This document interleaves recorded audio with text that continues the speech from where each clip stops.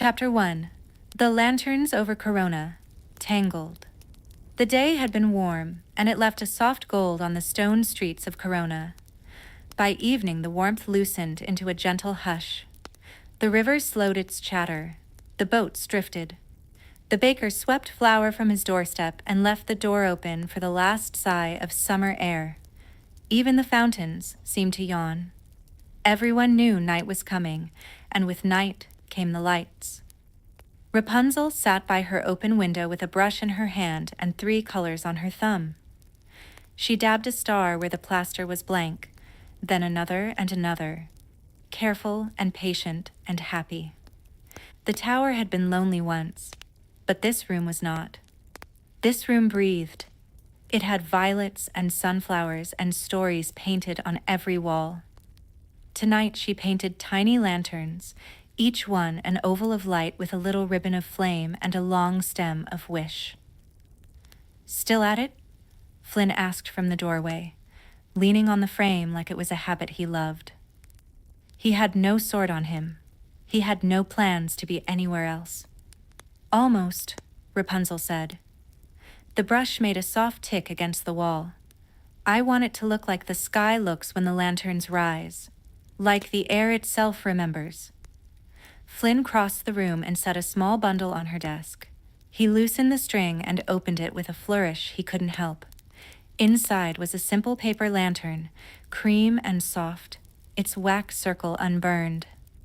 He did not say he'd asked a careful old woman at the market which kind was best for long wishes. He did not say he'd tried lighting one in broad daylight, and the wind had laughed at him. He only said, "For you." Rapunzel touched the paper, like it might shiver. "For us," she said. Then she stood, hair loose down her back, bare feet soundless on the floorboards, and went to the balcony. Corona was ready. Ropes of pennants hung across streets. Garlands climbed pillars. Children darted past with strings of gold trimmed into the shape of suns. The river was a mirrored road for boats as neat as thumbnails. Lanterns were stacked in baskets along the dock, their paper glowing faintly with the lamps that waited to light them. Somewhere, a violin tested a scale and decided the night was good. Rapunzel rested her elbows on the rail. The breeze smelled like warm bread and river stone and flowers breathing in the dark. She felt Flynn at her shoulder. He never pushed close, never asked more than she gave, and she liked that about him. She liked the comfort that arrived without announcements. "Do you remember," she said, eyes on the neat line of boats, "when all of this was a painting?" "I remember pretending not to be impressed," Flynn said. He smiled without showing teeth. "I wasn't very convincing." Rapunzel turned to him. "You tried." "I did try," he said, and his voice softened like cloth folded small. "I don't try anymore." She took his hand, and they held the easy kind of silence that has no weight at all. Down by the docks, a bell rang once, then twice, then a third time for the start of the Lantern Festival. The sound rolled up the river, slipping into alleys and across rooftop shingles. People came out.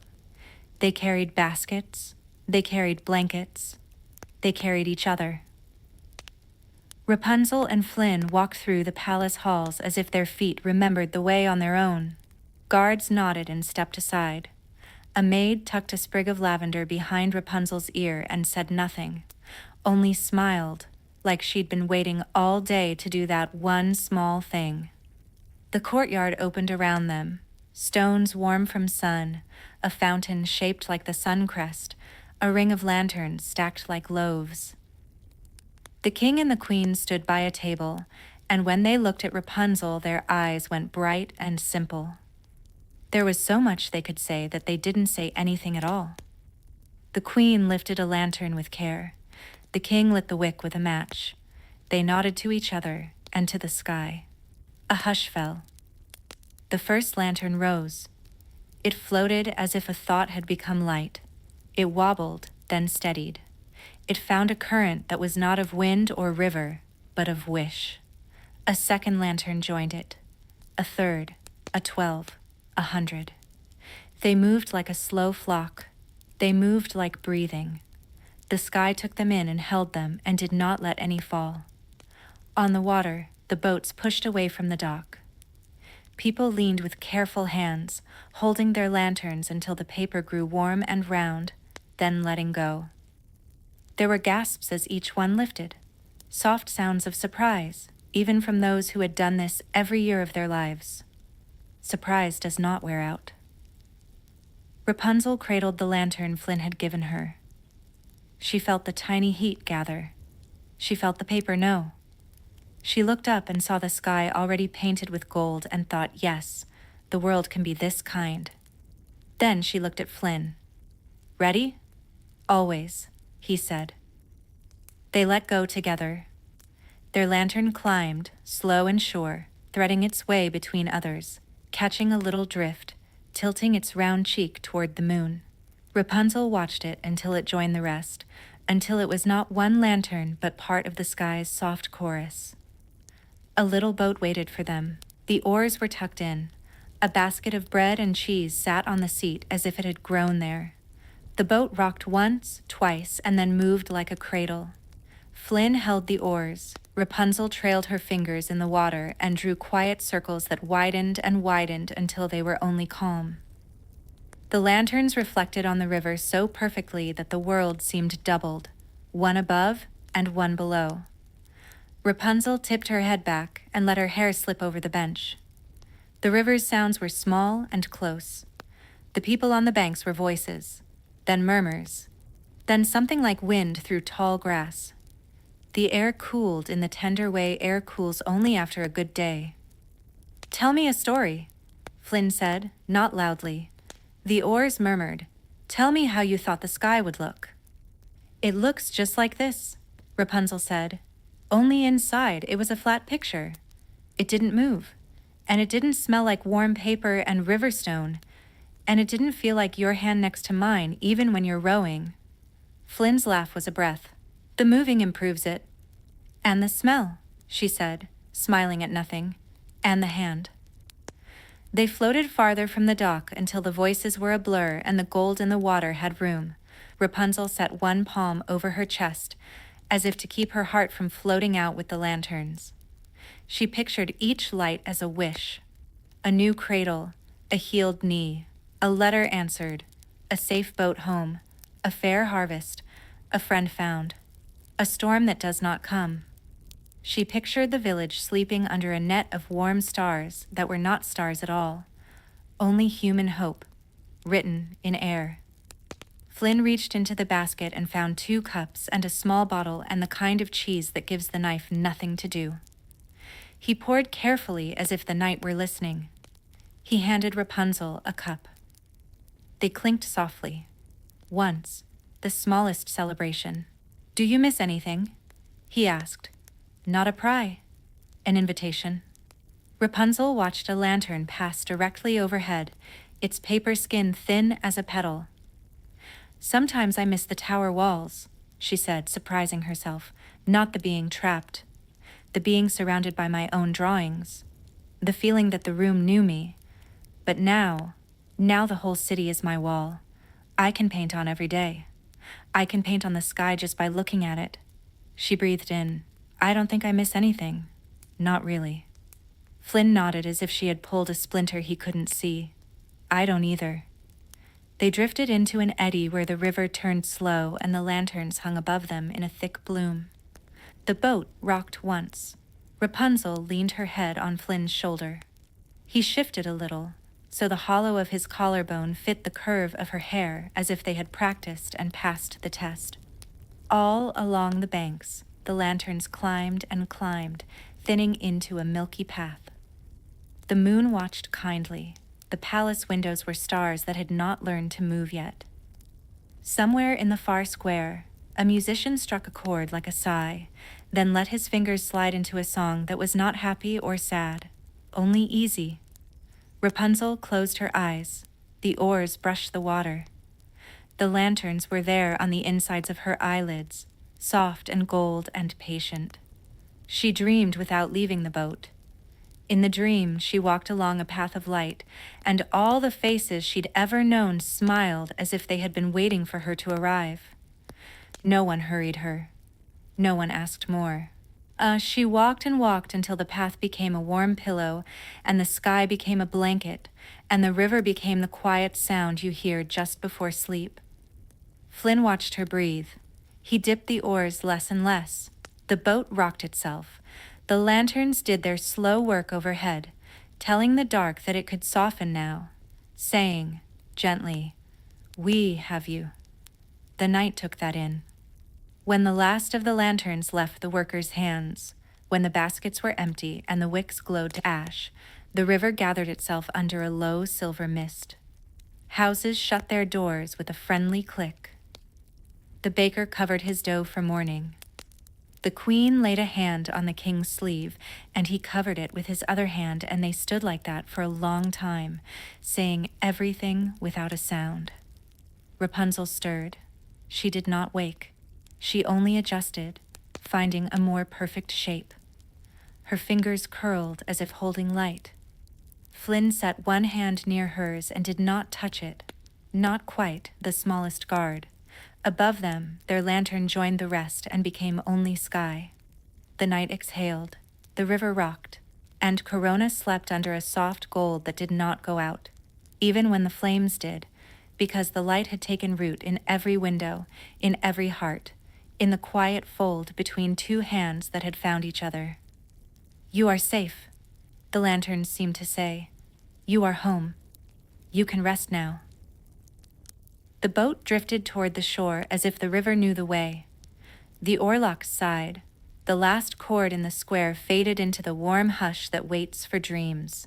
The world narrowed to a breath, then another, steady and easy. Sleep came like a lantern carried carefully through a dark room, lighting only what it needed to, then setting itself down and shining without effort. Chapter 2. Snow White's Garden in the Moonlight. Snow White. The castle garden loved night almost as much as morning. Day brought color and bees and the hum of work. Night brought silver and stillness and the feeling that everything was listening. The roses waited at least an hour after sunset before they opened a little more. The ivy climbed a few quiet inches when no one watched. The fountain spoke in a polite voice, and the deer, who always knew where kindness lived, found the gate open. Snow White came out in a shawl the color of cream. She had a basket on one arm and a small brush tucked into her belt. The moon had settled above the orchard, round and mild, and the pear trees looked like lace against it. Snow White paused to kiss her fingertips and press them to the bark. "Thank you," she said, to the trees that fed the kitchens and the birds and the children who took pears to their secret reading places. Gratitude is a simple spell. It works without flourish. She moved along the path that curved through roses and ferns and little white bells on thin stems. Her basket held trimmings for the rabbits and carrots for the late-eating fawn, and a round loaf wrapped in linen for the night guards who liked butter with their bravery. The brush was for dusting dew off the petals too heavy to hold it. At the first bend, a rabbit sat like a button on a cushion, its ears up. Snow White knelt. "Good evening," she said. The rabbit twitched and then relaxed. She put down 2 green leaves and a sliver of carrot. "There now." The rabbit blinked slowly, which is a rabbit's way of saying thank you without ruining the quiet. The dwarfs had promised to visit before midnight. She could hear them already, not as noise, but as a kind of soul sound that came ahead of them, the rhythm of 7 heartbeats that walked together. She smiled at nothing at all and checked the lanterns hung in the arbor. Each had a little sun etched on its glass, a simple echo of the crest that watched over every door in the castle. Snow White lit one, then another, and the light drew circles around its own feet. The fountain in the center kept its own company. Snow White sat on the lip of stone and ran her fingertips along the water. It felt colder at night, as if it had borrowed moonlight. A fish rose, looked at her in the tilted way fish do, then sank again, satisfied that the world was still kind. "Princess?" said a voice that didn't want to interrupt. Dopey stood at the arch with a bouquet that looked like it had been crafted by a whirlwind who loved violets. Behind him came Bashful, then Sleepy, rubbing his eyes and trying not to yawn, then Happy, already chuckling at a joke he hadn't told yet. Doc followed, adjusting his spectacles despite their perfect position, and Grumpy with his hands behind his back as if they might misbehave on their own if he let them. Sneezy stayed near the gate, sneezes held in by sheer stubbornness. "Oh," Snow White stood, glowing a little brighter than the lanterns. "You came." "Wouldn't miss it," Grumpy said as if the words had tripped and fallen out of him. "Not that there's much to see in a garden, except flowers, and rabbits, and that fountain is decent." "Decent," Happy echoed, eyes shining. They settled like pieces fitting into a puzzle, one on the bench by the hydrangeas, one on the low wall, one perched on the edge of a flower bed, and told not to wiggle too much. Snow White unwrapped the bread, and the smell went through the garden like a bell. She broke pieces and tucked curls of butter inside. She handed out cups of cool water that someone had sweetened with a slice of pear. "Tell us something," Doc said, although he hadn't meant to speak first. "Tell us how the day was." Snow White brushed a crumb from her skirt and thought. "The day was gentle. The baker tried a new recipe for honey cakes. The little boy with the blue cap finally learned that the black mare likes her oats soaked. The seamstress finished a quilt for the baby in the East Tower. And the queen." She reached for the word with care and found it, soft and true. The queen smiled when she opened the window, and 2 swallows flew in. It made everything feel right. Bashful ducked his head. "And you?" "I planted thyme between the paving stones," Snow White said, pleased, "so that when people walk, the scent rises around them and they think of the kitchen and comfort and warm soups even when they're only crossing the courtyard. Small things matter." Grumpy sniffed. "Thyme is fine." "It is," she agreed, too glad to tease him. "Would you like to see the moonflowers?" They went to the far bed. The moonflowers had been stubborn in daylight. They kept their promises to the night. White petals curled open like soft hands. Their perfume was not loud. It was exactly enough. Snow White brought her brush from her belt and stroked the dew from a petal that bent too low. "There," she murmured, to the flower and to herself. "There." It sprang back a little, relieved. Sneezy sneezed. It was a valiant effort to be small, and it still rang down the path. Birds in the hedges rustled and then settled again. "Bless you," Snow White said, turning. "Bless you, bless you." Blessing someone after a sneeze is a way to remind the world that it can be kind, even when it surprises us. "Thanks," Sneezy managed, watery-eyed and smiling. They walked until the walking had become a slow sway, the sort of pace sleep likes. Snow White pointed out the row of lavender she'd begun near the old gate. "It helps the gardeners rest well," she said. "Sometimes they forget how." She gave each dwarf a sprig to tuck behind an ear or into a pocket. Sleepy inhaled and wobbled, falling against Happy, who laughed without making any sound at all. At the far corner of the garden, the deer waited. The fawn had grown tall. Its spots had faded to a memory of stars. Snow White knelt and brought a handful of carrots low. The mother deer stepped forward, respectful but familiar. Snow White pressed her forehead to the soft plain between the doe's eyes. The world shrank to breath against breath, warm and steady. Grumpy looked away and pretended the fountain had grown very interesting. Bashful watched through his lashes. Dopey sighed like he'd been holding that breath since morning. "Will you sing?" Happy asked at last, quietly, as if the song might break if he used a bigger voice. "If you'll hum with me," Snow White said. They began with the tune the miners used when the sun had only started thinking about morning. It was a simple song bound with a simple promise, the promise that work has meaning, that good hands make good homes. Snow White's voice threaded it with a ribbon of calm. The night wore the song like a shawl. Even the pear leaves seemed to lean in. One by one, the lanterns along the arbor blinked and steadied. The moon climbed a little higher, peeking over the older part of the wall. Somewhere in the castle, a clock counted a slow hour, then changed its mind and stopped counting at all. Snow White's song softened to a hum, then to a breath. She sat again at the fountain's edge. The dwarfs found places that were exactly them. Sneezy leaned on a stone lion. Doc folded his hands and pretended to be thinking about something medical when he was really thinking about nothing at all. Grumpy let his arms cross and his mouth turned down in the most comfortable way. Happy half closed his eyes. Sleepy closed his all the way. "Stay as long as you like," Snow White said. "The garden doesn't mind." She set the brush back at her belt.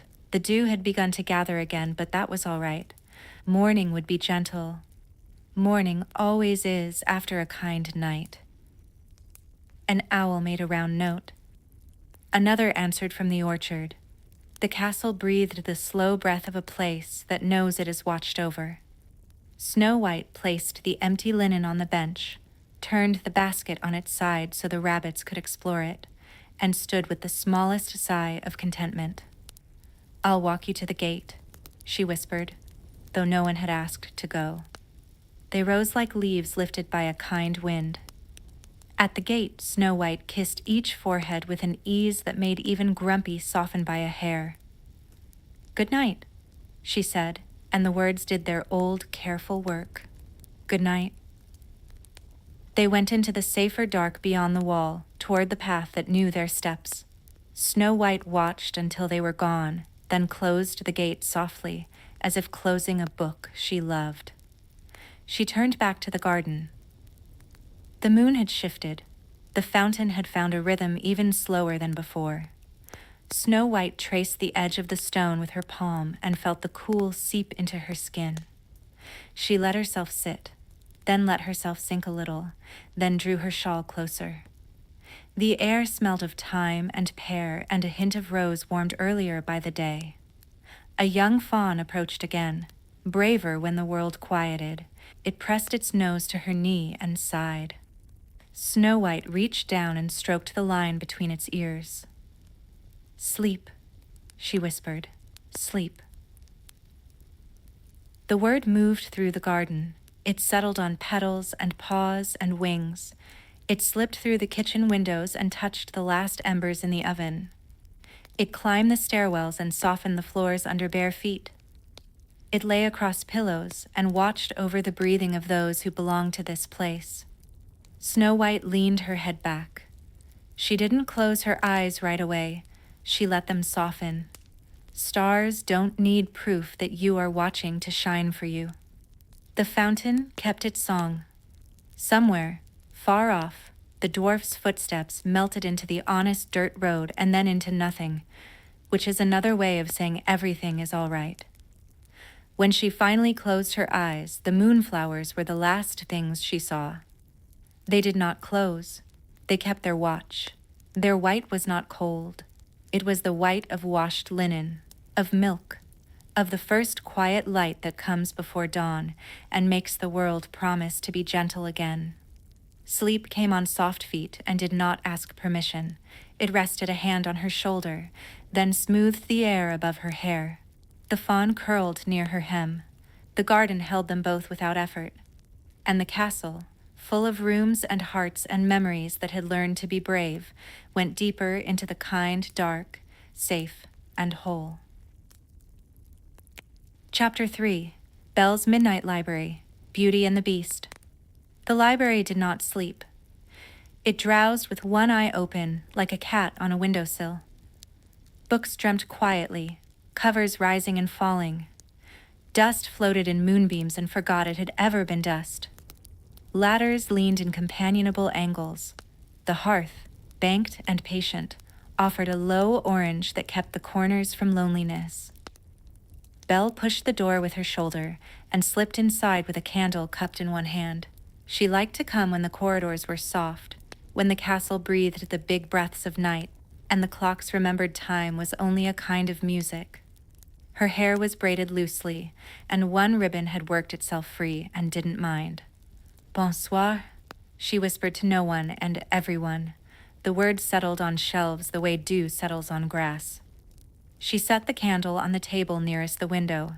The flame found its size and grew no more. Outside, the grounds lay silver and quiet. Inside, the small light made a circle good enough for a story.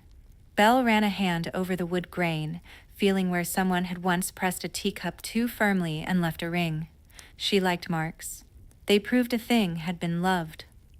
On the far wall, the enchanted rose glowed. It did not command the room the way it once had. It sat like a star that had landed to rest. Belle went to it and bowed her head, not because it asked her to, but because gratitude has its own posture. Thank you, she said, to time and to second chances and to love that learns to be gentle. The door opened on a whisper, and Lumiere glided in with the theatrical humility he wore when he truly meant to be quiet. Mademoiselle, he breathed, his flames small and polite. A little tisane for the hour? Behind him, Cogsworth fussed over a tray as if it might bite. You read my mind, Belle said.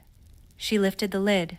Steam curled up, smelling of lemon and mint, and a secret flower that grew near the south wall and bloomed only when no one was watching. Not too late, I hope? Cogsworth asked, not because he worried about the rules tonight, but because worrying was a hobby that calmed him. We keep sensible hours. Just a page, Belle said. Just one story that ends softly. Ah, Lumiere sighed as if a soft ending were a cheese at perfect ripeness. Très bien. They withdrew, their steps echoing off marble like little commas. Belle smiled into her cup and went to the stacks. She didn't choose right away. She let the spines introduce themselves. Some were flamboyant, shouting titles in filigree. Some whispered, textile covers worn to velvet by old hands. She stopped at a slender book bound in blue cloth. It had no title. She took it as one takes a hand offered by a stranger who feels like an old friend. Back at the table, she opened it. The pages were not blank, though they looked so at first. Words rose as she read, ink blooming into neat lines. The story was simple. A village with a river, a girl who walked it every morning, a baker who learned to listen, a wind that brought kindness. Belle read aloud, quietly, letting the syllables warm the air. Her voice made company of the words. The castle listened. When she paused, the pages kept turning themselves with a patience that asked nothing of her. She leaned back. The chair met her exactly where she was, as chairs do in rooms that have learned your shape. She let her eyes wander up into the high half-dark, where shelves spiraled and balconies crossed, and a window bigger than any she had ever seen held the moon like a coin in a fountain. She thought of the village where she had grown up, the square with its chatter, the clank of the blacksmith, the baker's early bells. She remembered the way people had looked at her, fond and puzzled, delighted and distant all at once. She held those faces with love and with a kindness that did not need to be returned to be true. Then she thought of this place, this impossible library, and the way footsteps sounded in it, and the way silence did not mean loneliness here. The door opened again softly. The beast stood there as if he had been carved from the dim itself. He did not cross the room.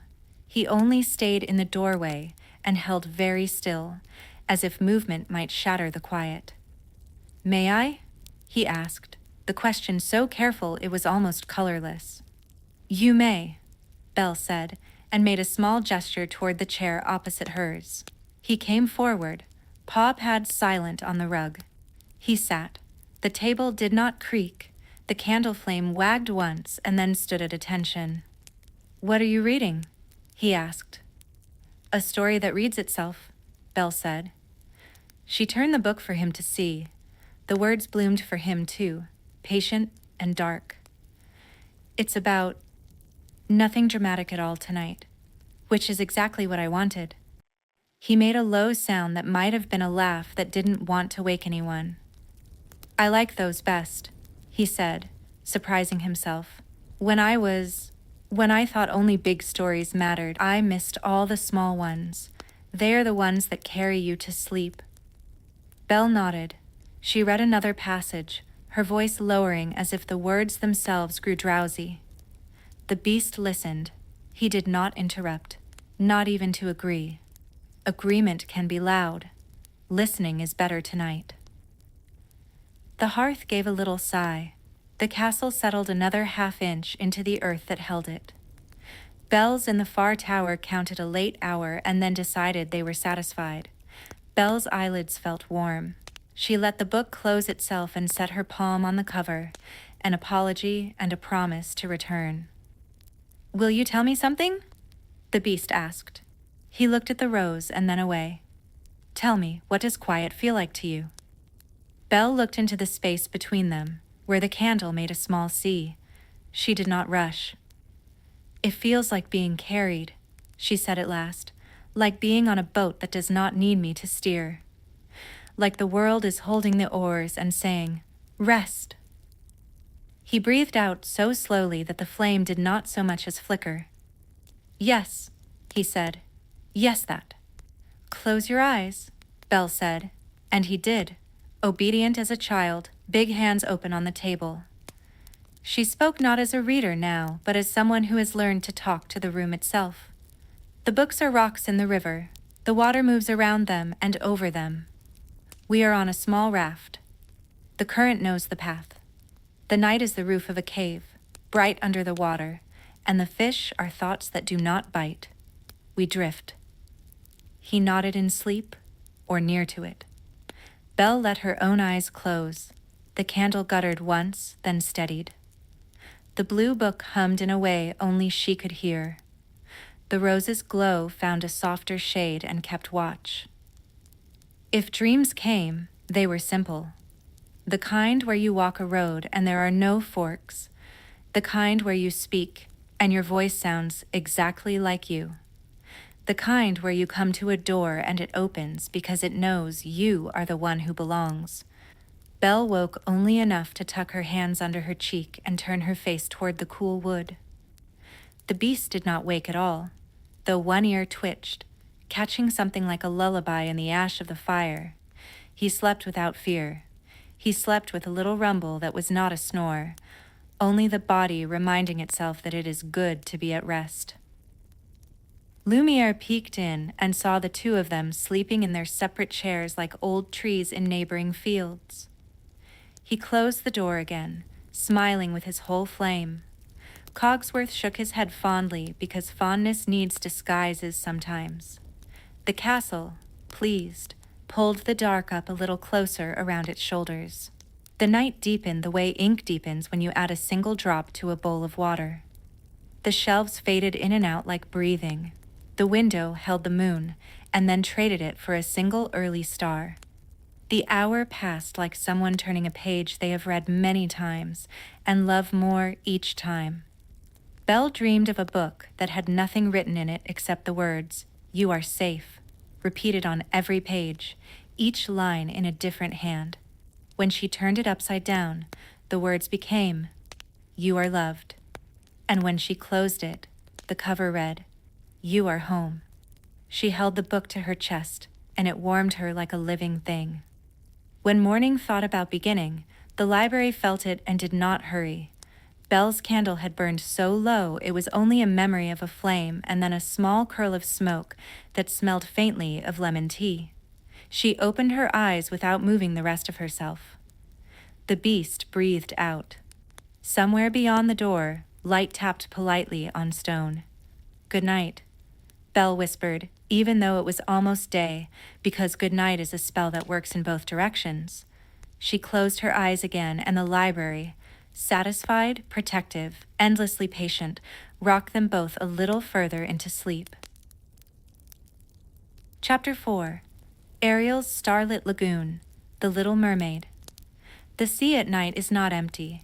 It is a city of small lights. Plankton bloom and dim like breathing. Fish carry their own lanterns on delicate stalks. The moon lays itself on the surface and asks the waves to hold it for a while. Beneath, a cool hush moves through coral rooms and along cliffs where the dark is kind. Ariel liked this hour best. The palace behind her glowed with steady domes and windows like shells turned to the open side. Father would be at the long window, trident resting on the sill, eyes soft in a way only the sea had ever seen. Sebastian would be counting something for tomorrow. Flounder would be blinking awake, quickly guilty for having dozed.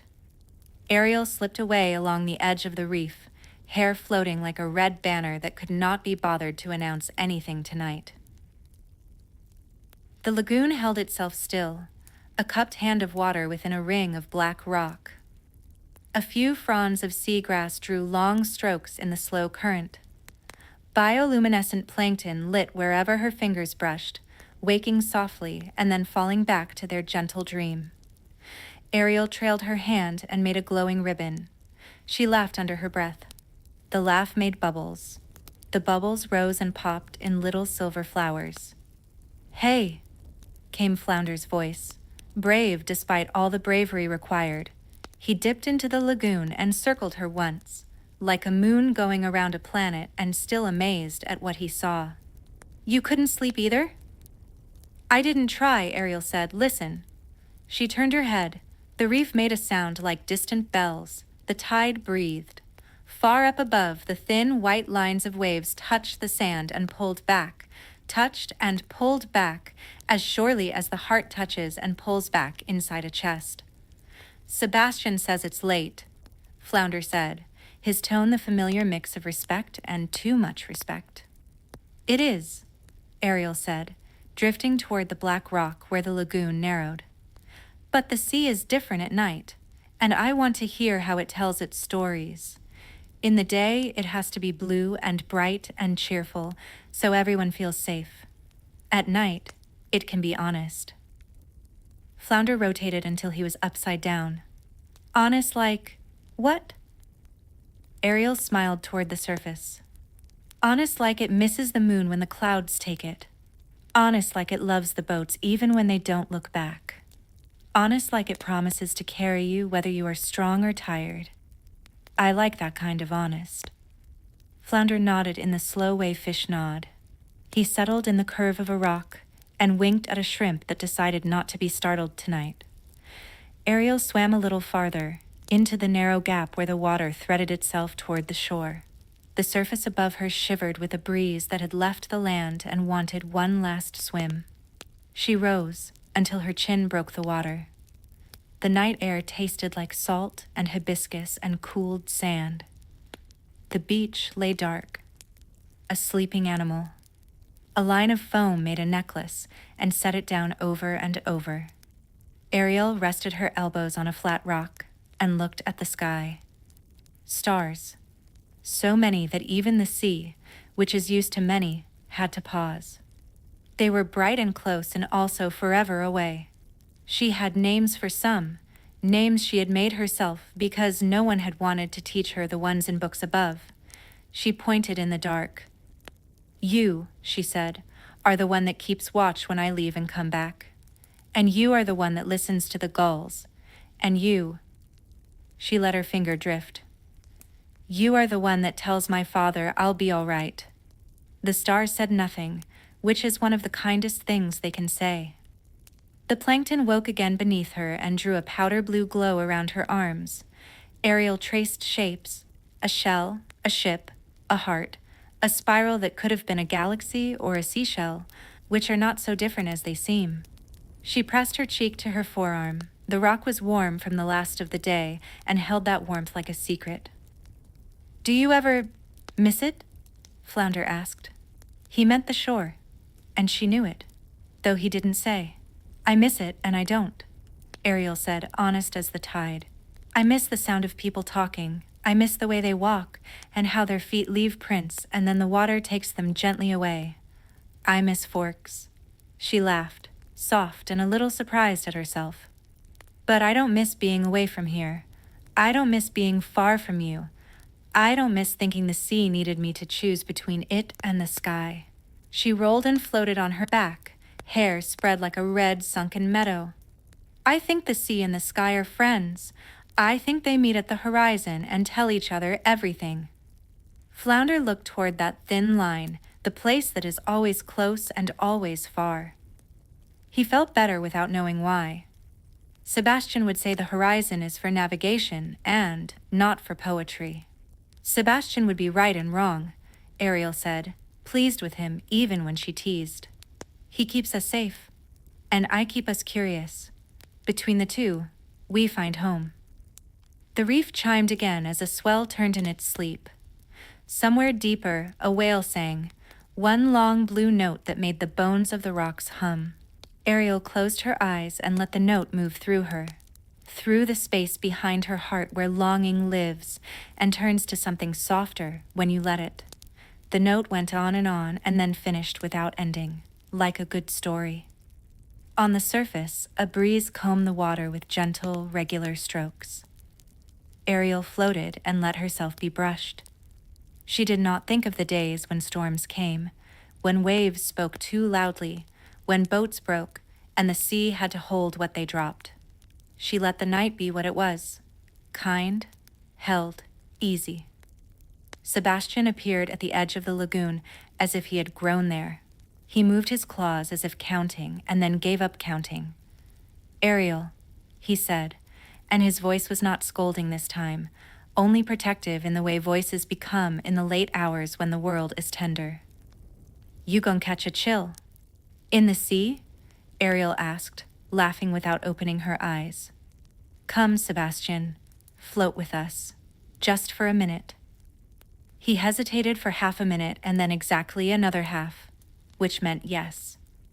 He slid into the water and let the glow latch onto the edges of his shell.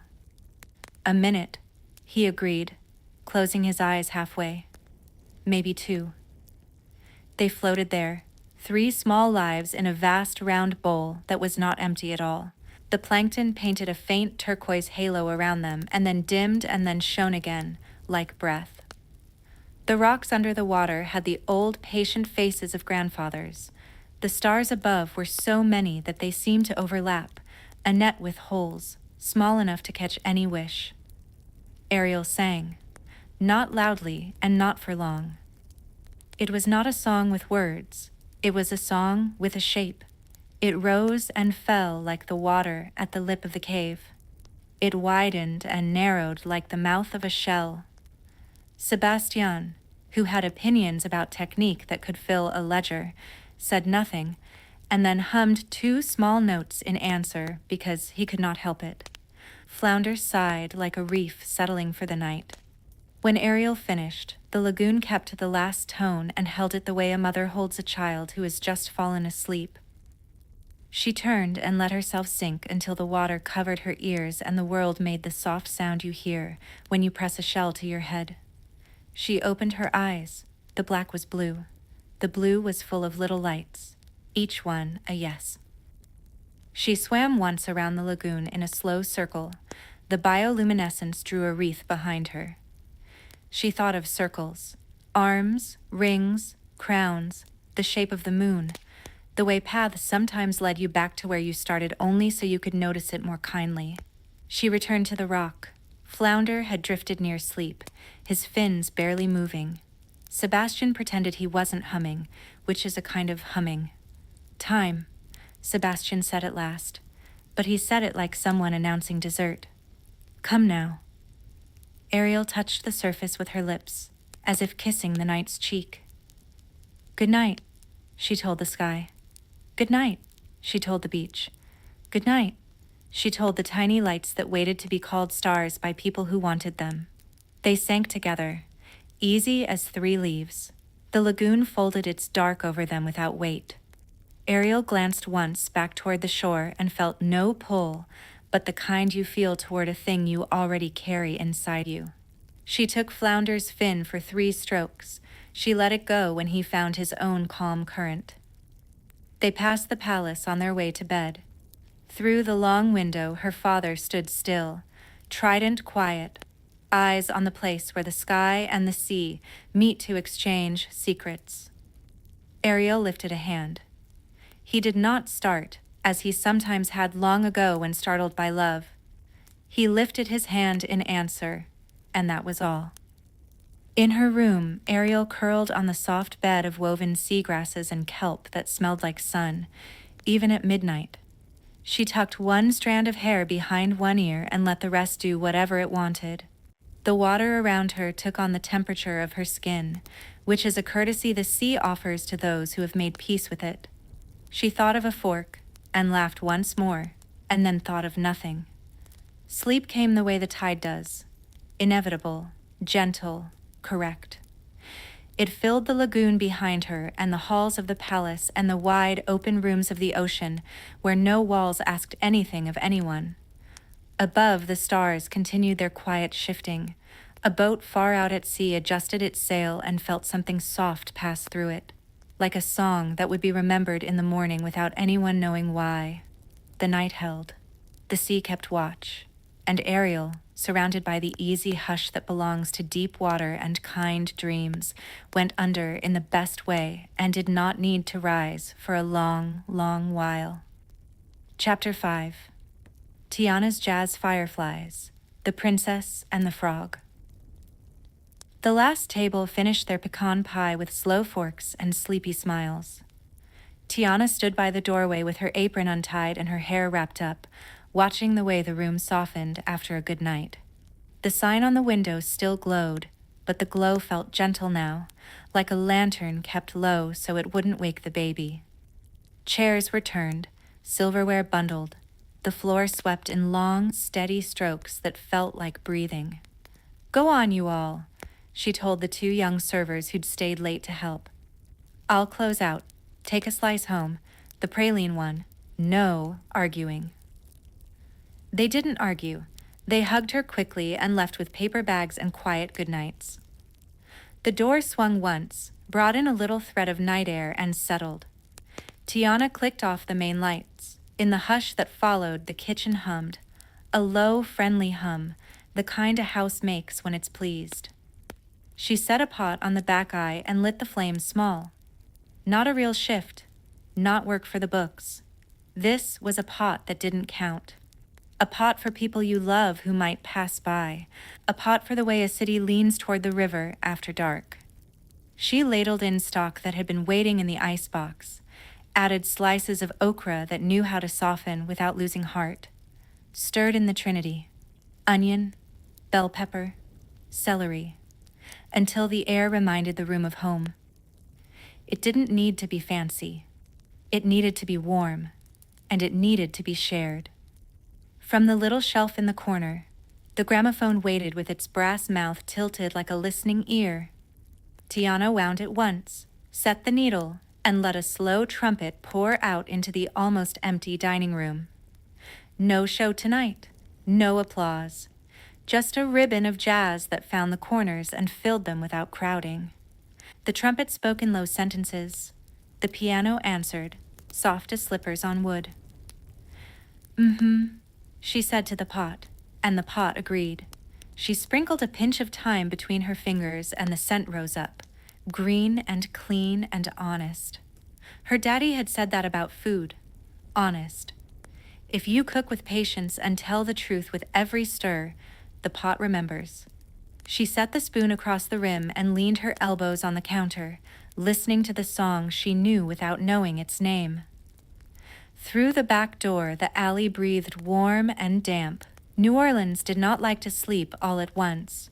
The street out front was nearly quiet, but the river murmured as if telling a story to the pilings. Somewhere 2 blocks over, laughter rose and fell and then faded like a tide. The sky above the kitchen window was a soft, used blue, almost black at the edges, with stars the color of sugar. The back door creaked, then nudged wider without a hand on the knob. Fireflies slipped in, not many at first, just 3 or 4. Little commas of light drifting on a sentence the night had not finished yet. Tiana smiled without turning. All right then, she said. If you're going to be bold, you can help me taste. She fetched bowls, plain white ones, the kind that made anything look more honest. On the second shelf in the pantry sat a small jar of rice she saved for when the day needed soothing.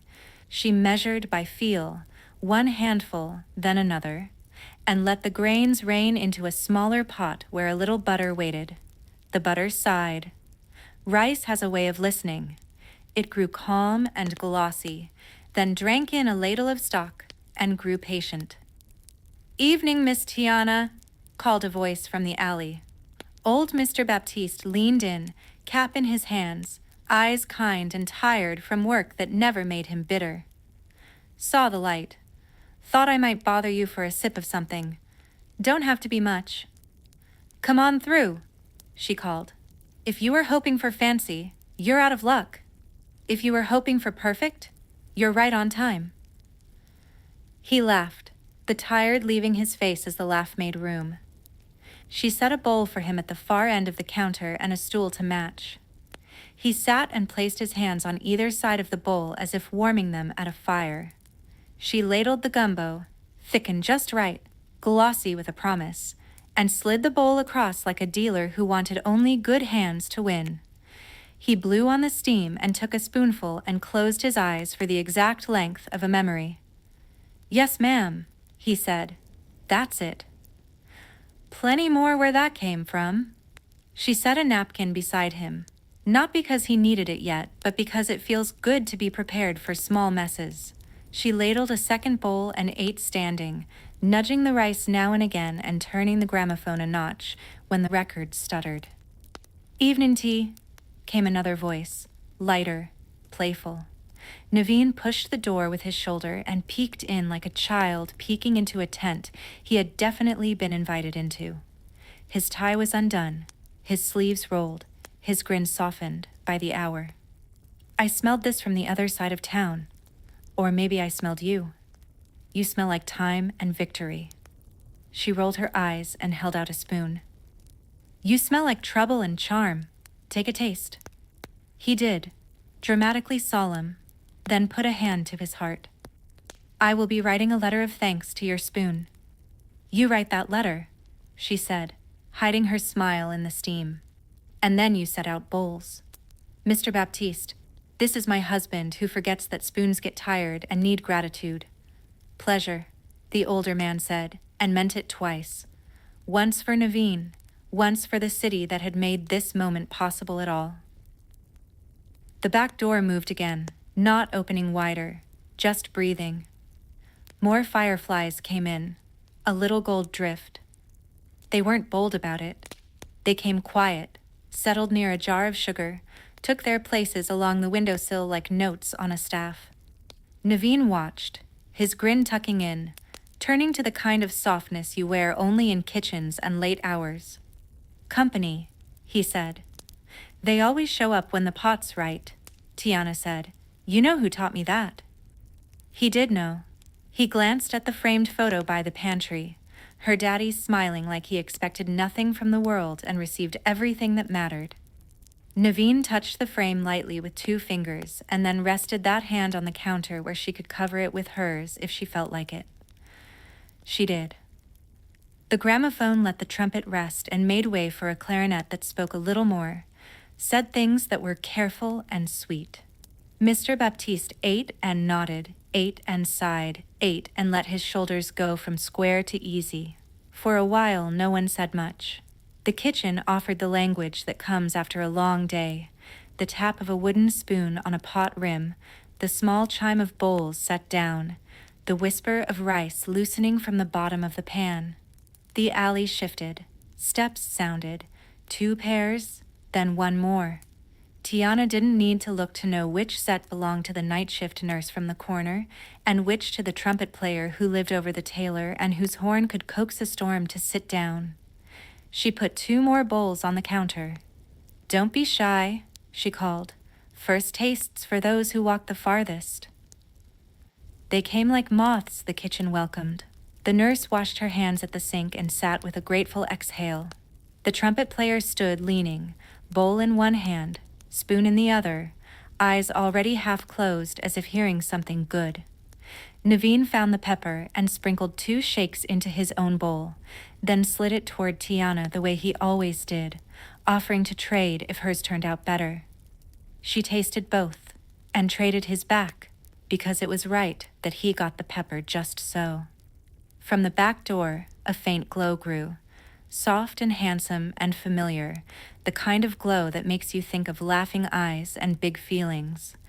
A single firefly broke from the cluster and rose higher, then settled on the window latch like a star taking a rest. "Hey there," Tiana said, quiet in a way that reached across years. "Saw you. Glad you came." Naveen inclined his head toward the night as if greeting a gentleman in a fine coat. "Good to see you, my friend," he murmured. Mr. Baptiste followed their eyes and smiled with his mouth closed, sensing a story he did not need to be told tonight to understand. The pot simmered low. Tiana turned it even lower and then lower still, until the bubbles rose like slow thoughts. The rice finished and fluffed and waited under a clean towel. She set out a plate of cornbread from earlier, cornbread that didn't mind being second to gumbo, and a jar of honey that glowed like afternoons saved in glass. On the gramophone, a voice began to sing, a woman's voice with a tired joy in it, a voice that knew hard work and the right kind of Sunday. Tiana hummed under it without thinking. Naveen took up the rhythm on the counter with 2 fingers. The nurse leaned back and closed her eyes. Spoon paused halfway to her mouth as if to give the song more room. The trumpet player smiled like he'd found the note he'd been looking for all week.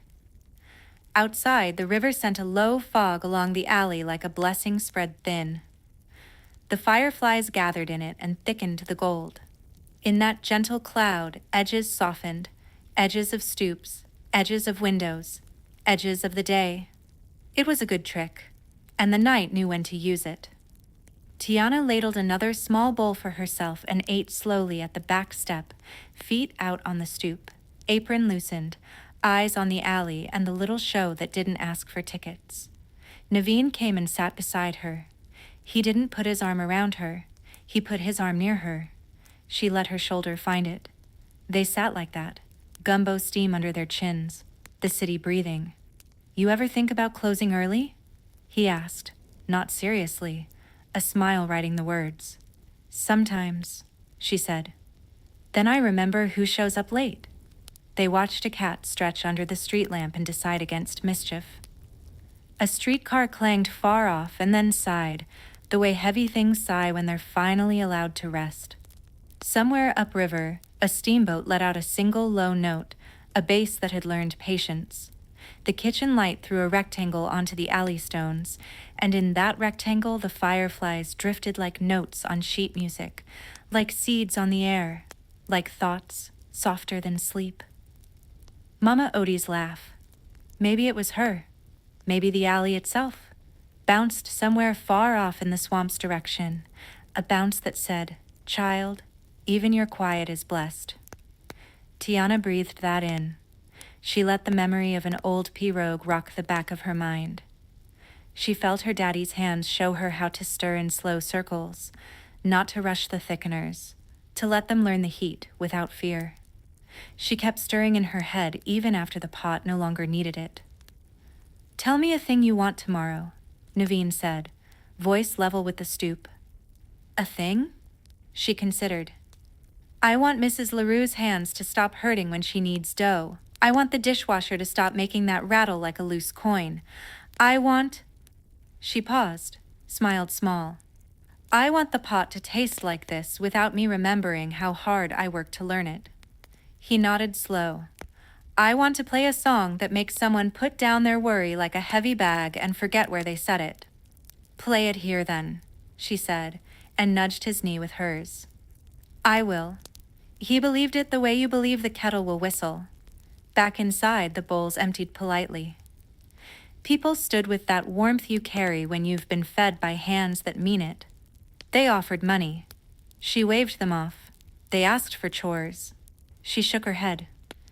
"Your feet are the chores," she said. "Take them to bed."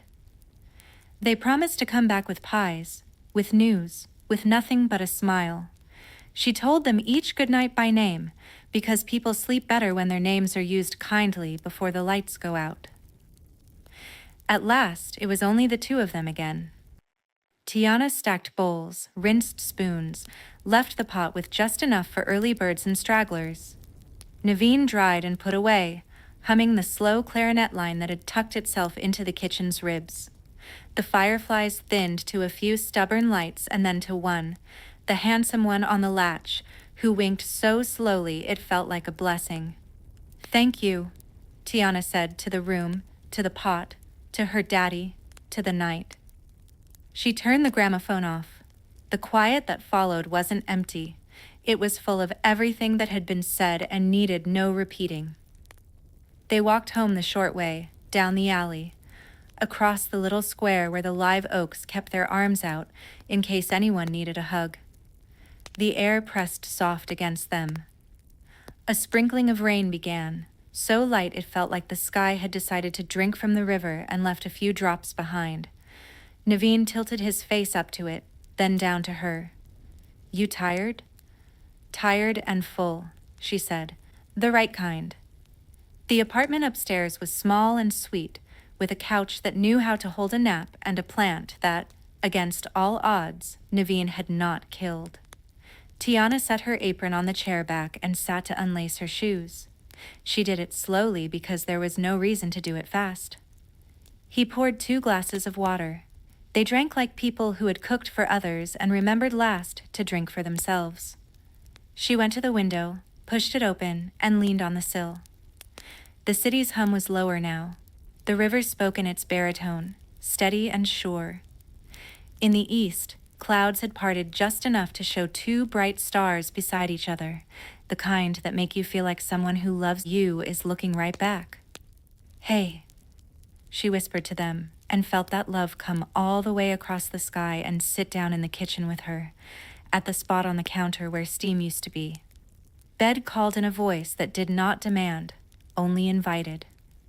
Tiana slid under the sheet, pressed her cheek to the cool pillowcase, and exhaled the day. Naveen turned the lamp low, then lower, until it clicked. He lay down without bounce, found his place without search. The night gathered them like ingredients in the right order. Outside, a last firefly traced a little loop and let the loop close. The river kept time. The city held them. The sleep that came was honest, earned, simple, complete. Chapter 6. Aurora's Meadow Dream, Sleeping Beauty. Twilight found the forest with its hands open. The day, which had been soft and mild, folded itself into longer shadows. Leaves showed their darker side. A brook that had chatted all afternoon lowered its voice and spoke in a murmur meant for anyone ready to listen without questions. The path wound between birch and oak, pale trunks catching the last of the light like little moons. Aurora walked with the careful ease of someone who has walked the same path enough to trust it.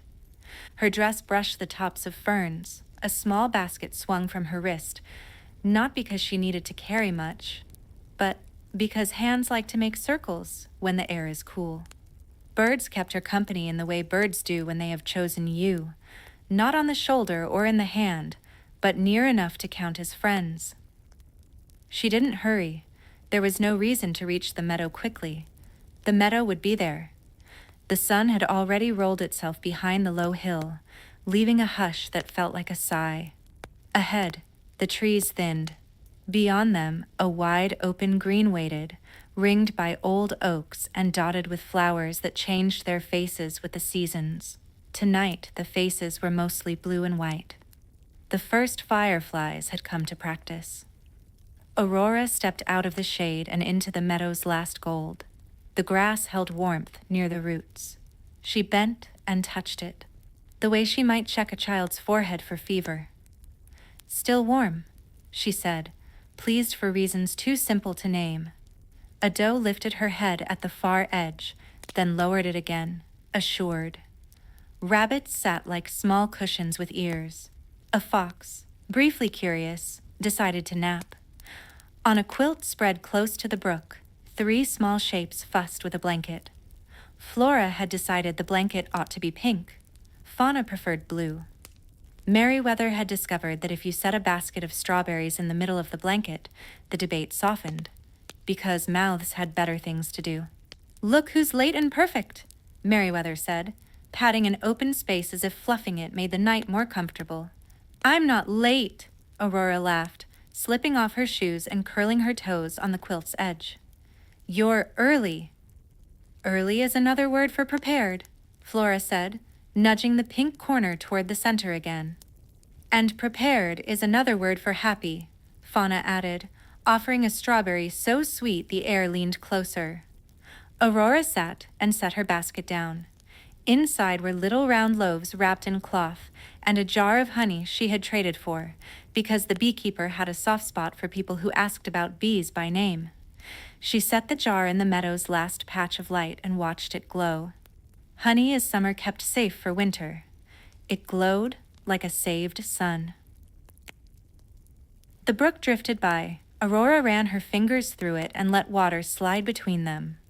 The sound of it, a bright, small sound, smoothed something inside her that had not been rough. Exactly. Only awake longer than it needed to be. She lay back on the quilt and looked up. The sky had lost its blue and learned a new color. That shy violet that lasts 5 minutes and feels like a promise. No one asked her to sing, but a tune came anyway, small and steady. It wasn't a song from a ballroom or a lesson.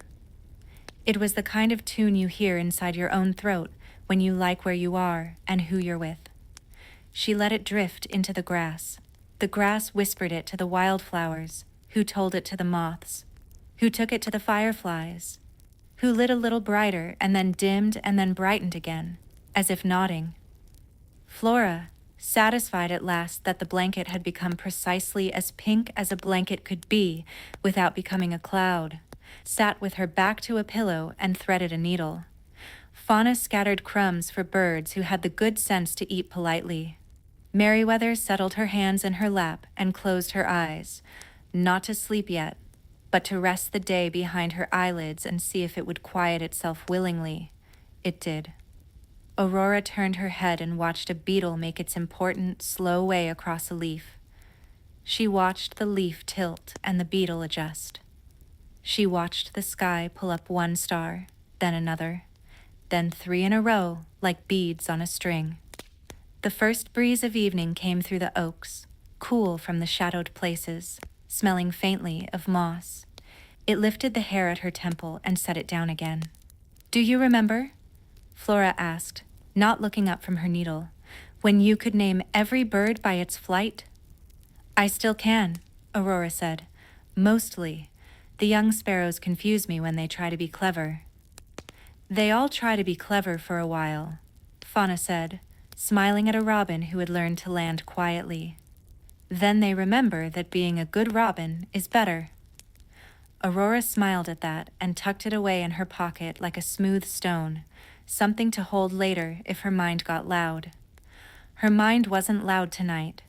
It had made a space for the brook's sound and the soft squeak of the needle through cloth and the tiny beats of moth wings in the darkening air. A deer came nearer. Aurora raised her hand, palm open. The deer sniffed the honey jar and decided politeness was better than boldness. It bowed its head and moved away, hooves careful among the flowers. On the far side of the meadow, owls spoke once, twice, and then kept their counsel. The sky made room for the moon, which showed itself without hurrying. Not full, not thin, a bowl that could hold a drink of water. "Eat," Merriweather said, practical even with her eyes closed. "You'll sleep better." Aurora sat up and did as she was told. The bread was still a little warm at the center, as if it remembered the oven. She drizzled honey on it and broke it with her hands, mindful of how strength can be gentle. The honey stretched in slow golden threads and settled. She took a bite and tasted sunlight grown calm and stored for this exact moment. She passed pieces to the 3 and they ate in companionable silence. When they had finished, the quilt decided to be even softer. It's a thing quilts can do when night leans lightly on them. Aurora lay back again and watched the world deepen. The fireflies were more now. A peppering of quiet stars hung low for those who needed them close. The brook, pleased with itself, took a slightly new path for the night, just enough to make a fresh sound against one flat stone. "Tell me a story," Aurora said, not opening her eyes. "Not a big one, a small, true one." Fauna began, because small, true things came to her hands first. "A gray rabbit lost his way in daylight," she said. In the glare, everything looked like everything else. He waited until dusk. At dusk, edges softened. The path back to his nest lit itself in the old way, with smell and memory. He found home and slept so deeply the nest grew warmer. "That's a good one," Merriweather murmured, voice already half dream. "My turn." A wind got bored and thought about being a storm. It went to the lake and tried to make trouble.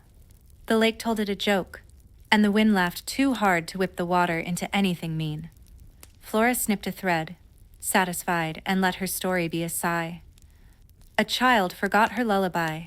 The night hummed it, very softly, on the edge of leaves and the lip of the brook, and the rim of a cup on a table. The child remembered just enough to fall asleep. Aurora listened like someone being wrapped in something light and warm. The meadow listened too. It tucked edges under, smoothed the air. She thought about the first day she remembered the smell of rain and how it had felt like being given a key. She thought about spinning wheels and castle halls, about heavy velvet curtains and long corridors that could echo with your name. She let those thoughts drift to the meadow's edge. They didn't leave. They just learned to wait. A bat flickered, swift and quiet, doing good work in the night like so many small lives do. Crickets began their steady counting. Somewhere beyond the trees, a far bell, someone's supper or someone's prayer, tapped 3 notes and fell silent. The moon climbed another hand's width. The quilt warmed at Aurora's shoulder, where her hair pooled like a soft shadow. "Do you miss the days when everything was a secret?" Merriweather asked, the question coming up as if it had been sleeping on the bottom of a lake and rose now because the surface was calm. "I don't," Aurora said, honest without sting. "I miss the time it gave me to be quiet sometimes, but I don't miss hiding. I like the way my name sounds with the doors open." Flora nodded approval. Names should sound well with doors open. Fauna, whose needle had found contentment, tucked her work away and folded her hands on her stomach. "Then rest," she said, the kind of instruction that is really a gift. Aurora rolled onto her side and drew the blanket over her knees. She wasn't cold. The blanket was for the idea of being held. The grass smelled sweet, a little like hay, a little like tea. The brook's murmur fell into a rhythm that matched her breathing, or maybe her breathing matched the brook. It's hard to tell with good rhythms. They meet you halfway. Somewhere, far beyond the meadow, a world of tasks and titles kept its ledger. In here, the ledger closed itself and put the pencil to bed. The fireflies rose and fell. The moonlight drew a pale stripe across the quilt, and then shifted it. A night bird made a sound like a question, and a second sound like the answer, softer. Aurora's thoughts slowed until they were not thoughts but pictures. Her hand on the bark of the old oak at the meadow's edge, flour dusting the table as she pressed a round of dough into a flat cake. A horse's breath on her wrist.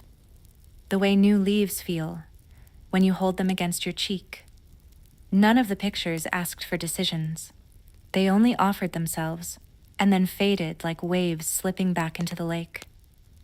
The 3 small shapes on the other end of the quilt arranged themselves the way people do when they have watched someone grow and loved them through all the changes. Flora on her side, a sentinel, Fauna on her back, hands folded in peace, Merriweather small and fierce even in sleep, because even peace likes a guard. The meadow drew its shawl up over its shoulders. The last of the day's warmth sank into the earth and stayed there, a banked ember. The brook whispered a lullaby with no words and all the meaning. The stars took their places like old friends who knew where to sit without being told. The moon gazed with the easy interest of a grandmother who will still be here in the morning. Aurora's breath lengthened. The quilt rose and fell. A firefly landed near her wrist, lit once, unafraid, and went dark again. In a dream that came so gently it didn't feel like a change at all, she walked through the trees and every tree leaned slightly toward her without moving its roots. She came to the edge of a lake and set her hand on it, and the lake warmed under her palm. She lifted the honey jar. It glowed. She set it down, and it became the moon. When the wind moved, it did so without rustle, like a thought moving from one room to another. When an owl hunted, it did so without fear. When the fox returned to its den, it did not look over its shoulder because nothing chased it. The night could hold everything without breaking. Somewhere, a prince dreamed his own quiet dream on a bed far away. A dream that did not need to cross into this meadow to be good. The dream of the meadow was enough for itself. It was not lonely. It was not waiting. It was complete. And because it was complete, it welcomed everything. Aurora slept the way a field sleeps under snow. Not gone, only resting with purpose. She slept in a way that made the grass seem greener even in the dark. She slept, and the brook kept counting the moments for her, so she didn't have to. The three who watched her let sleep take them too, one by one, like candles blown out in a room already full of light. The night went on. It did not hurry. It did not hold back. It went the way good nights go, with patience and kindness and the steady reminder that morning will come in its time and will be gentle because the night taught it how. Chapter 7. Moana's Hammock by the Sea, Moana. Evening on Motunui did not turn off the day. It dimmed it kindly. The palms kept their fronds lifted like hands at rest. The reef whispered to itself, a line of white thread where the lagoon met the open blue. Cooking fires lowered, then lowered again, and the scent of taro and coconut milk settled close to the ground where crabs carried it home on their legs. Somewhere a drum thumped twice and then stopped, as if the village had remembered the beat would still be there in the morning. Moana hooked her hammock between two old palms that had grown up side by side like siblings. The rope wound once, twice, the knots easy in her hands after 1,000 evenings of tying and untying. The hammock was woven from fibers that had learned her shape. It cupped her gently before she even lay down. Pua snuffled in circles near her feet, selecting a place that had exactly the right amount of moon and shade. Hey blinked at nothing and found it interesting. Okay, Moana said to no one in particular, and to the whole island at once. Let's listen. The ocean breathed the way it always did, out and in, out and in.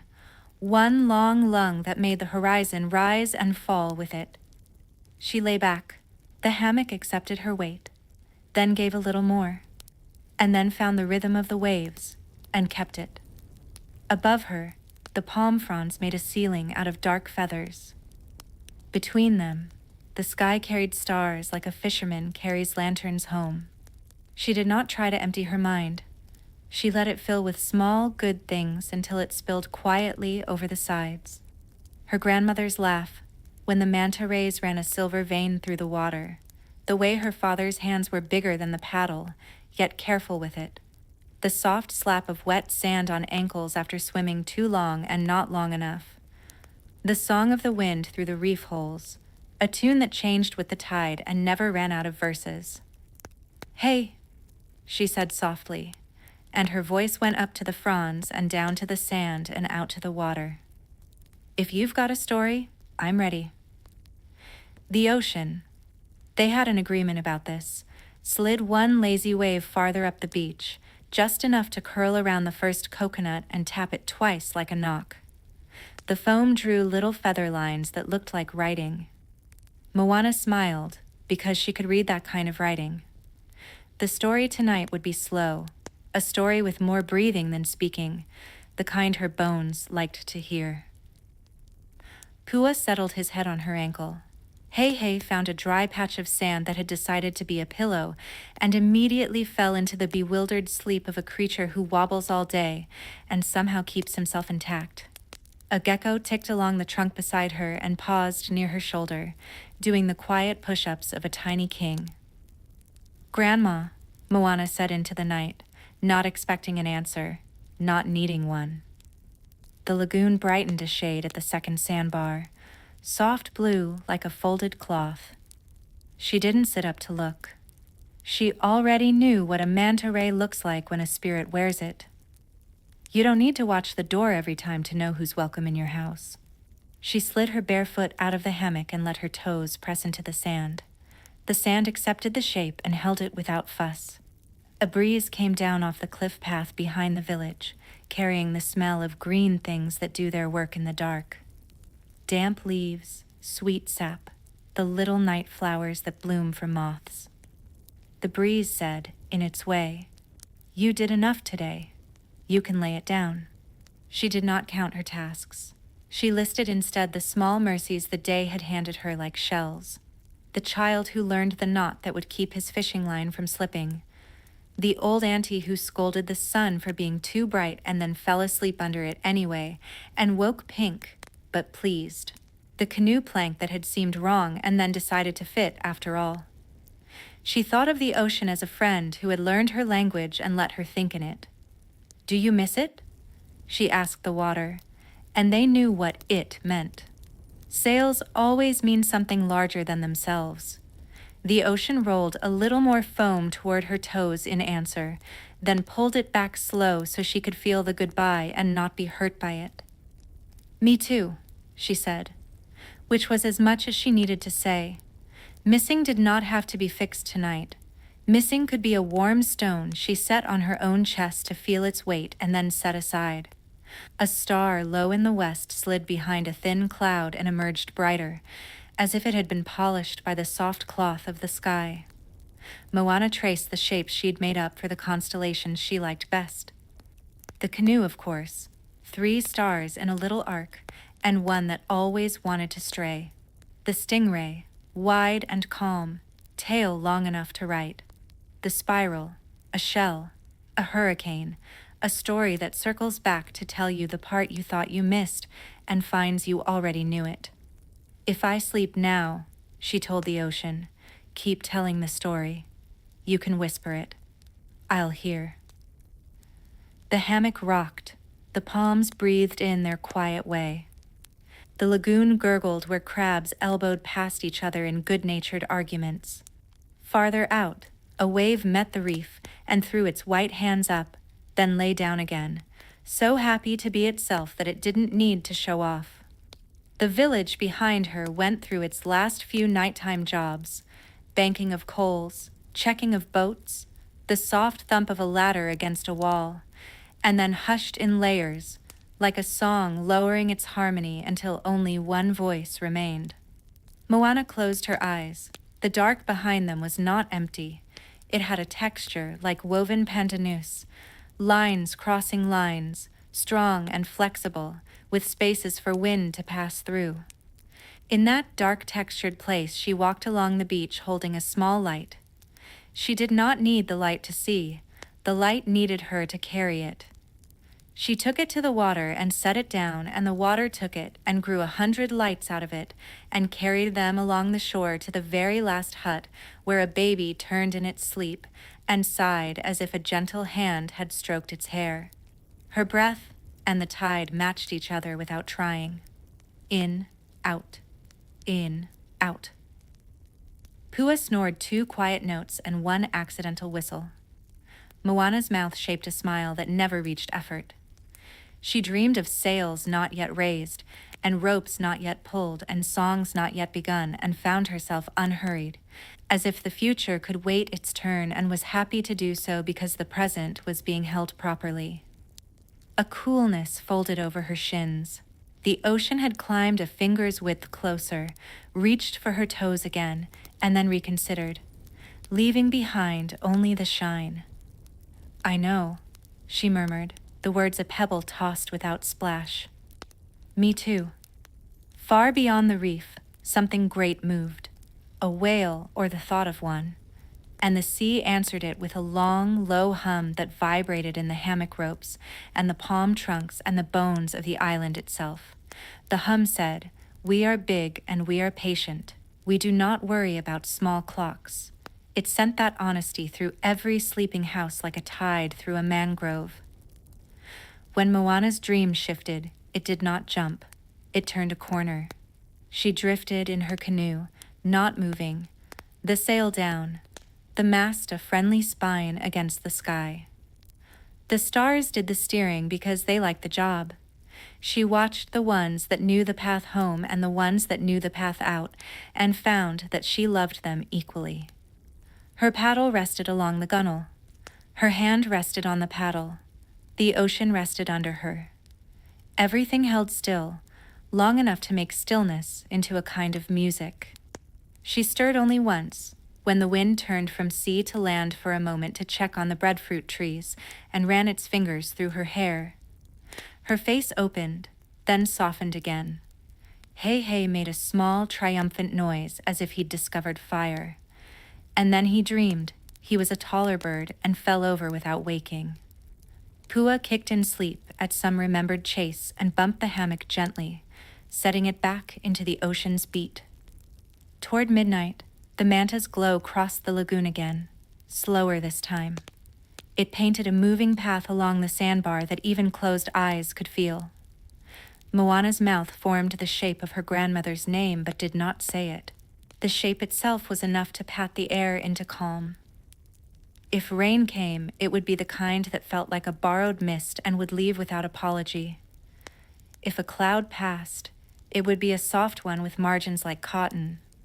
If a dream spoke, it would use a small voice and very simple words. Here, near, home, rest. She slept as if the island had made a hollow exactly her size and lined it with leaves and said, "This spot is yours. We will keep it while you are away, and keep it when you are here."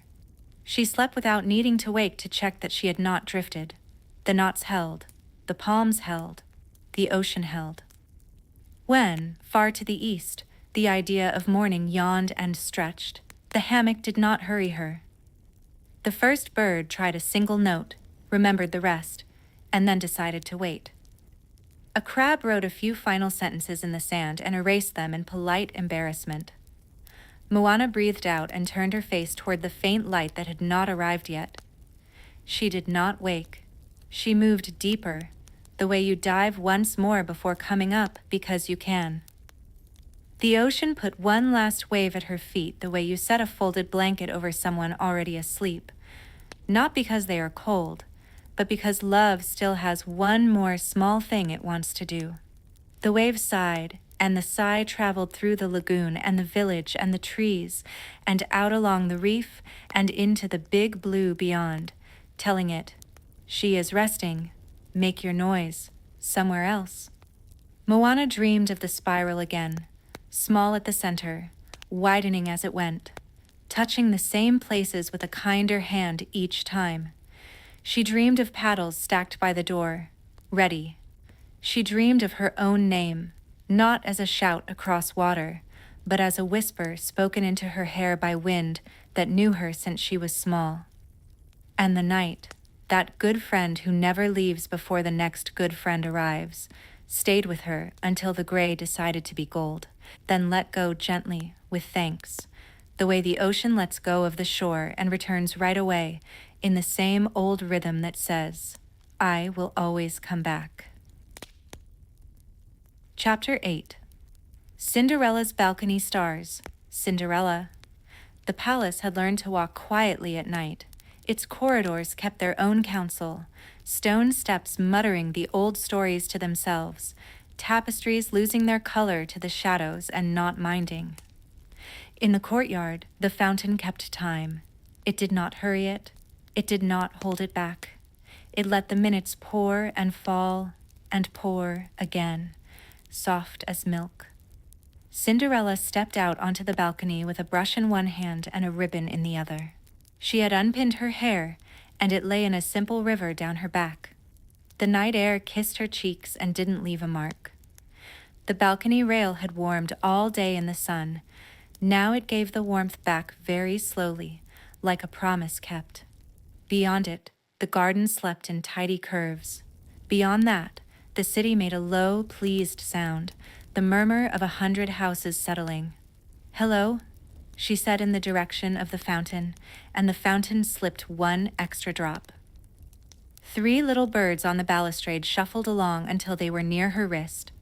They did not ask for crumbs. The palace kitchens had taught them every hour had a kindness of its own, and this hour's kindness was quiet company.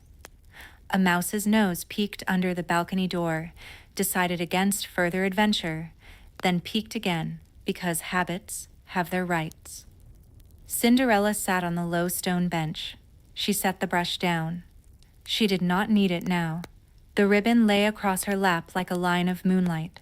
She tilted her head and listened, the night keepers in the far stable gently closing the last stall, the watchman's slow step along the inner wall, his lantern a small star in a little orbit, the sigh of curtains in rooms where babies slept. You can hear a great deal from a balcony if you agree to keep what you hear safe. "Busy day," she said into the dark, and the dark, which knows what busy is, let its edges soften. It had been busy. The new baker in the market square had burned his first batch and given them away anyway, with a smile that learned to be humble by evening. The seamstress in the lane by the river had cried because she thought she'd ruin the blue velvet, and then laughed because she hadn't. A pair of sisters had brought their quarrel all the way to the palace steps and left with each other's hands, each convinced she'd won. A boy had found his voice on the lute. A girl had mended a net just in time for the father who said he would play the lute if she did the net, and they both did both after all. Cinderella remembered every face. She set them out in her mind like cups on a table, counted them, and a warm contentment filled the spaces between. On the rail, the birds huddled closer. "All right," she said, smiling toward her own fingers. "Sing then." But she did not sing. The birds did. A few notes only, the kind that tell a room it is welcome to be quiet. She listened, with her hands open. Down in the garden, the gardener's cat made her rounds, stepping in a pattern she had invented and never changed. The cat saw everything. The hedges keeping their shape even in the dark, the shadow where rabbits slipped in and then out, leaving no evidence except a feeling that something small and soft had passed by, the way the rose closest to the wall lifted its face to a moon it could not see. The cat liked the balcony hour. Sometimes a little cheese appeared, a barely respectable amount, and she took it with dignity. Cinderella reached into the pocket of her simple nightgown and found what her hands had put there at the end of the day without telling her mind. A folded scrap of paper with a child's drawing on it. 5 stick figures, remarkably happy, under a large sun that had not been to school yet, and a button someone had pressed into her palm to thank her for nothing very important, and a tiny pale feather that must have wanted to come along for the walk home. She set the drawing on the stone, the button on top to keep it from sailing, the feather across both like a soft bridge.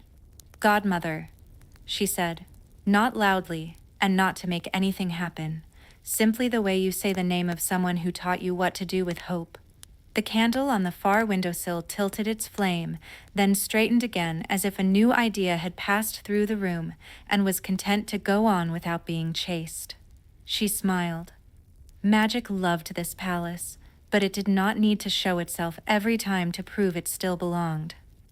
She lifted her foot and touched the tip of her slipper to the moonlight. Not glass tonight. The glass lived in a safe little alcove where memory polishes it better than cloth. This slipper was soft as a sigh and held her exactly as she was. The moon found it anyway and made a thin line along the edge like silver thread. "I used to think," Cinderella told the edge of the world that only the bright moments counted. Now I think the small ones carry the bright ones on their backs. The prince, her husband, whose name lay in her mouth as easily as bread, had fallen asleep 2 rooms away with a book across his chest and a page still marked. He would claim in the morning he had only closed his eyes to see the story better. She had left him there because waking someone who sleeps well is like interrupting a melody after it has put its work in your heart. You hum along instead. A breeze paused and then came on.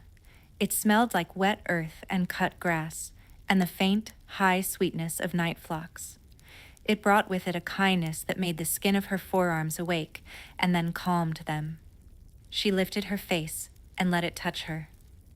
"Thank you," she said, "to the breeze for coming so far, to the night for keeping her, to the day for ending when it should."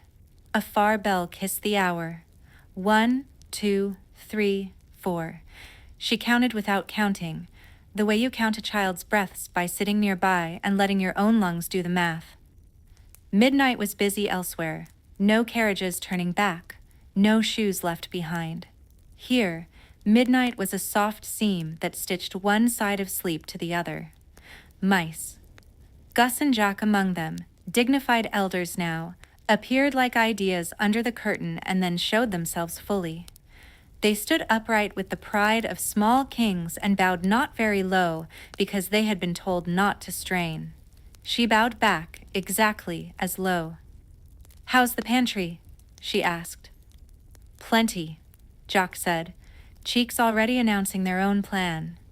"Crumbs for days." "Rest then," she told them. "Crumbs are patient, but mornings are not." The moon climbed a little, made a path across the tiles, then changed its mind and moved the path to the other side so she could walk on it without lifting her hems. She did not walk it. She sat still, as if she could sit so precisely that the world would adjust itself around her. Sometimes it does. She thought of the kitchen she had built and how the ovens remembered warmth and gave it to anyone who came near, not only to those who had brought wood. She thought of the small garden behind the seamstress's shop where beans curled up their line like green handwriting. She thought of the woman in the lane who had said, "I didn't know a queen could carry water." And she had answered, "I didn't know a woman could say no to a queen." And how they both laughed, and how the bucket felt honest in her hand. Her eyes dipped without closing. She rested them. The balcony held her. The air turned a degree cooler, then 2, and found its place. In that gentle shift, she drifted the way a leaf drifts from hand to ground when the hand forgets it was holding anything. In the soft place between waking and sleep, she found herself in a room that was all the rooms she had ever cleaned and loved, sun falling across them through high windows and low ones, floors swept, curtains fresh, everything humming the clean, simple song of usefulness. Her feet knew every squeak of the boards. Her hands knew where the flour lived and where the soap did its best work. The broom leaned in the corner with elder authority. She picked it up, not to work, but to remember that hands taught to care will always find something to care for, even if it is only the small dust of thoughts. A shimmer came, the kind that does not startle cats or children. You never could sit still. A voice like kindness scolding kindness said, and the smile in it was the whole point. "I am sitting," Cinderella answered the air. "I am perfectly still in all the ways that matter tonight." The air approved. A single spark hung near the balcony rail, firefly or memory or more, and then wandered off, having delivered its shining. She let her shoulders lower. The birds had tucked their beaks under their wings. The mice had gone to the crumb-rich heavens of the pantry. The fountain kept up its soft counting. She closed her eyes and kept them closed, not out of discipline, but out of trust. That's a different kind of closing. Her breathing settled into the pace the palace prefers at night, slow as a long hallway, even as the measured steps of a good guard. A dream took her hand, not surprising her, and led her into the corridor where portraits hung. She stopped under one she had stopped under too many times to call it stopping. Her parents looked back at her with the patience of paint and the warmth that manages somehow to live inside oil and canvas when the subject loved you first. She whispered, "What do you think?" and did not wait to hear them say, "We already thought it." She knew. She kept walking. The corridor opened to the stairs. The stairs led to the little room where the glass slippers slept. She did not open the door. She only set 2 fingers on the wood and nodded. The slipper did not need a witness every night. It preferred to rest like any worker. Outside, a fox crossed the lower lawn, a single dark note on green. It paused at the scent of rosemary and decided the night was too good to hunt in. The fox lay down and put its head on its paws and watched its own breath. Cinderella's head tilted against the stone. The ribbon fell from her lap to the bench, soft as a sigh. In her mind, she laid the ribbon on the heads of everyone who had passed her today, one after another. No hurry. The baker, the sisters, the boy with the lute, the seamstress, the tired woman who still had enough energy to offer a seat, the child with the sun that looked like a fried egg. She tied nothing tight. She let the ribbon lie loose so no one would feel bound, only blessed. The prince stirred in his chair, let the book slide safely to the carpet, and slept without the crease on his cheek that heavy days leave. In his dream, he was not a prince. He was a man sweeping crumbs from a table while a woman he loved talked about the scent of rain through open windows. He swept slowly. He did not want to finish. The night thickened kindly. A single cloud padded across the moon and gave the garden a moment of privacy. When it moved on, the stars looked newly washed. The balcony's stone kept giving its saved warmth until it had none left to give, and then discovered there was always a little more when the one resting there needed it. Her breath made its soft sound. Once, only once, her mouth shaped the word home without saying it. Once, only once, her hand lifted as if to greet someone coming into the room, and then settled because the greeting had been received at a distance. If a wish came to the balcony, it did not announce itself. It tucked itself among the feathers and ribbons and small found things and slept there, certain that someone would carry it down to the kitchens in the morning and turn it into bread or kindness or hot water for washing tired feet. And so the palace, pleased with its own quiet, turned a page of the night. The fountain counted in a language only the moss could translate. The city dropped half its murmurs and saved the rest for the hour before dawn. The stars stayed where they were because they liked the view. Cinderella slept sitting as some people can when peace holds their back, and the bench has learned their weight. The balcony kept watch without effort. Down in the garden, a rose opened the width of a sigh, because plants have their own business with the moon. On the stair, a tiny beetle chose to go left instead of right, and arrived exactly where it meant to be. In the room 2 doors away, a book dreamed it was being read, and in the dream, the reader did not skip a single sentence. The night did what nights do, wrapped the world in the ordinary miracle of rest, and made certain that when morning slipped its pale hand under the edge of the curtain, it would find everyone a little more whole than before.